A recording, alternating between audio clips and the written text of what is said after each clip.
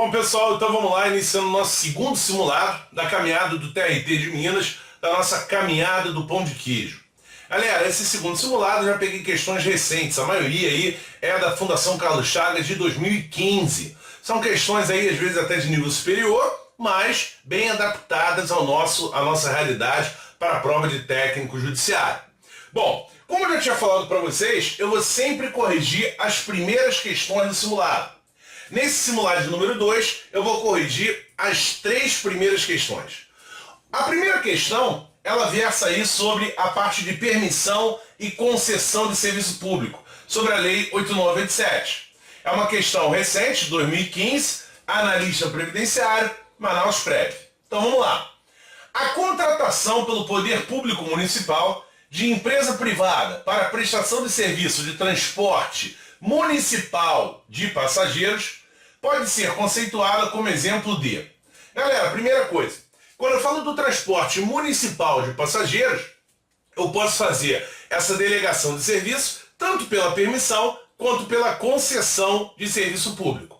Como a gente já falou, na verdade não existe uma regra quando que eu uso a concessão, quando que eu uso a permissão. Na verdade, é a complexidade do serviço que vai dizer isso. Bom, o que eu tenho que lembrar? Tanto a concessão quanto a permissão de serviços públicos, elas são formas de delegação, onde o poder público continua com a titularidade do serviço e ele delega somente a execução do serviço.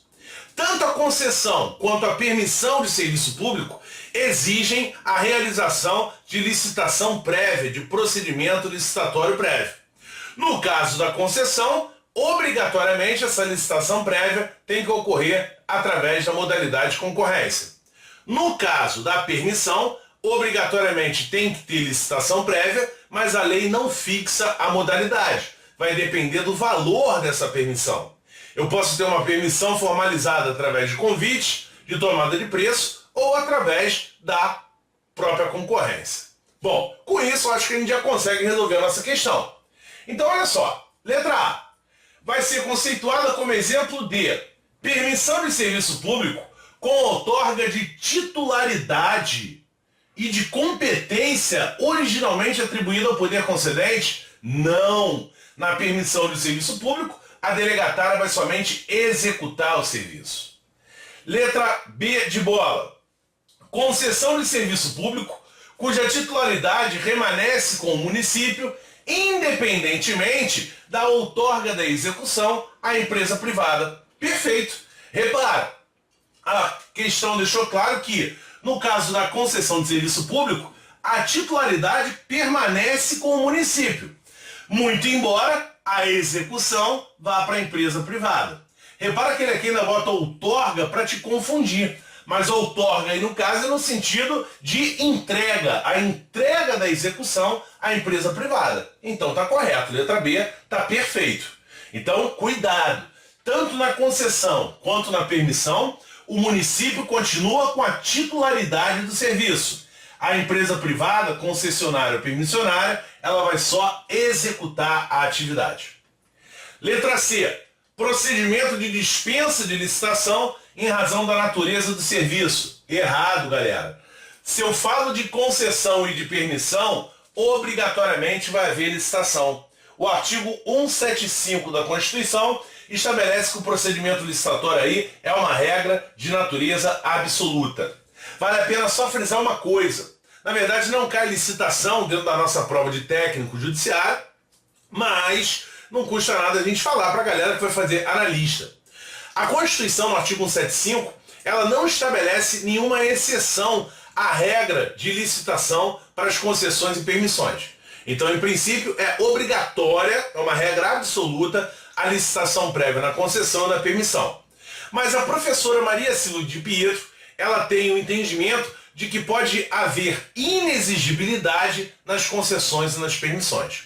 Então seria uma exceção à regra do procedimento licitatório quando houver inviabilidade de competição, quando for inexigível a licitação, tá? Mas, beleza, questão fácil.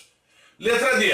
Contrato de prestação de serviço sob a modalidade de prestação continuada instituído pela Lei 8666, galera, nada a ver, né? Nesse caso não seria uma contratação pela Lei 8666, já que eu estou falando da delegação de um serviço público. Então tem que se dar através de concessão ou de permissão. Letra E. Concessão de serviço público em caráter exclusivo, tendo em vista que somente pode ser prestado por uma empresa ratificada em regular procedimento licitatório. Pessoal, primeiro, não é somente uma empresa que pode prestar o serviço de transporte de passageiro, óbvio. E além disso, ratificado em regular procedimento licitatório. Olha que coisa doida. Se eu só tenho uma empresa que presta serviço, para que eu vou licitar? Isso aqui seria um caso de inexigibilidade de licitação. Então tem dois erros, né? É óbvio que não tem só uma empresa que pode prestar esse serviço. E segundo, se fosse o caso, não precisaria de procedimento licitatório prévio para ratificar nada. Seria um caso de inexigibilidade. Então, questão 1, gabarito letra B de bola, e eu acho que essa questão é a cara da nossa prova. Beleza? Bom, vamos partir então para a nossa segunda questão, que é uma questão interessante. Olha aí, analista judiciário, TRE de Roraima, 2015. Os órgãos públicos consultivos. Primeira coisa, o que é um órgão público consultivo? São aqueles que servem como fonte de consulta para a autoridade máxima do órgão. Como, por exemplo, a assessoria jurídica, o controle interno, uma procuradoria. Então, por exemplo, eu trabalho num órgão de controle interno. Atualmente, eu trabalho num órgão de controle interno. É um órgão consultivo. Repara, para fins disciplinares, eu estou sujeito à hierarquia do órgão dentro do qual eu trabalho. Então é óbvio que eu estou subordinado ali ao presidente em termos de disciplina, em termos de relação hierárquica interna, né? Agora, o presidente, ele pode, por exemplo, chegar e falar assim: Gustavo, muda o seu parecer, porque esse parecer eu não concordo, então muda o seu parecer. Ele tem esse poder quando ele faz uma consulta dentro da atividade, né, do órgão consultivo. Quando ele faz uma consulta para o órgão de controle interno, ele pode mandar ou alterar meu parecer? Claro que não. Ele pode mandar, por exemplo, um assessor jurídico alterar o seu parecer? Óbvio que não. Então esses órgãos consultivos, eles estão sujeitos a uma subordinação hierárquica para fins disciplinar, mas não para o exercício da sua atividade de consulta. Eu tenho liberdade para dar meu parecer da maneira que eu acho que deve ser. Eu tenho total autonomia para dar meu parecer da maneira que deve ser, de acordo com o meu entendimento. Essa é a essência da questão. Então, olha só. Os órgãos públicos consultivos são exemplos de típicos órgãos onde se exclui totalmente interferência de órgãos superiores. Totalmente não, porque para fins disciplinar eu estou dentro daquela estrutura, é óbvio. Estão excluídos da hierarquia administrativa para fins disciplinar. Errado. Óbvio que o presidente lá do Tribunal do Trabalho, ele pode me punir se eu, por acaso, desrespeito uma ordem, uma regra disciplinar. Admitem a vocação de atribuições, porém a não delegação de atribuições. Letra D. É o contrário. Admitem a delegação de atribuições, porém não a avocação de atribuições. Galera, não faz sentido eu falar em delegar ou avocar a atividade de consulta. Esse órgão consultivo ele tem que ter uma autonomia. Imagina se em determinado processo o presidente do órgão fala o seguinte: Gustavo, não precisa dar seu parecer de controlador não, de controle interno não. Eu vou avocar para mim esse parecer e um abraço para a sua atividade. Não faz o menor sentido. Então, dentro de uma estrutura hierarquizada, eu estou inserido nela para fins disciplinar. Agora, para a atividade típica do meu órgão, eu tenho total liberdade. E não há que se falar em avocação ou delegação de atividade. Essa, pelo menos, é a regra.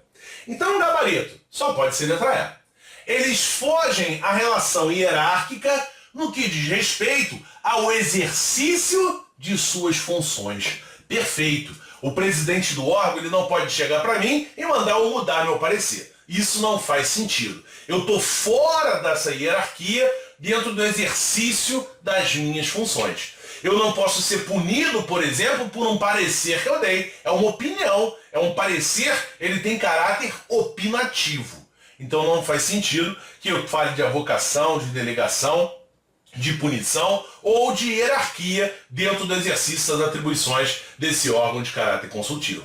Então não esquece, quando a gente fala de órgão de caráter consultivo, pensa sempre aí na assessoria jurídica e no controle interno, na controladoria geral lá do seu órgão. Tá? São exemplos típicos de órgão de caráter consultivo.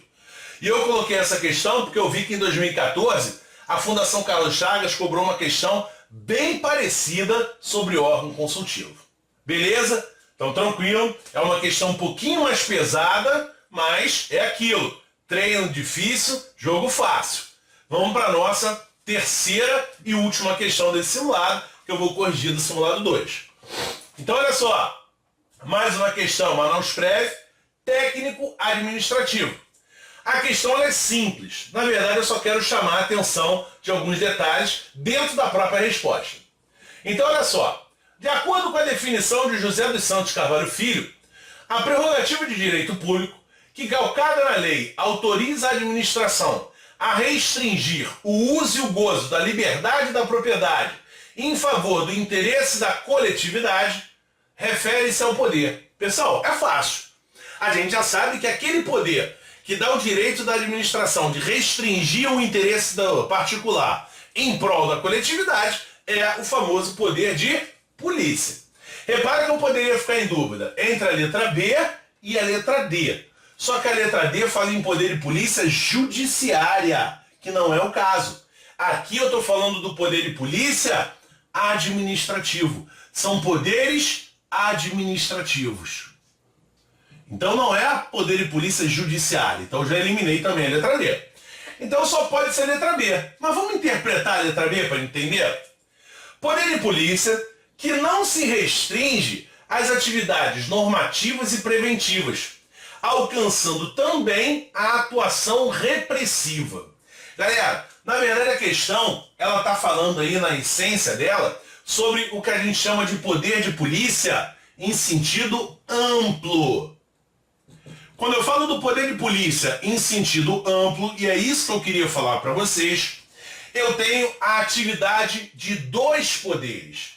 Eu tenho o poder executivo, obviamente, e eu também tenho o poder legislativo dentro dessa história. A essência da atividade do poder de polícia é a fiscalização. Aquele exemplo que eu sempre dou. Entrei no supermercado, encontrei um monte de irregularidade. Eu, dentro do exercício do poder de polícia, posso interditar esse mercado, eu posso aplicar uma multa, apreender mercadorias. Essa atividade executiva, né, ela é realizada aí pelo poder executivo.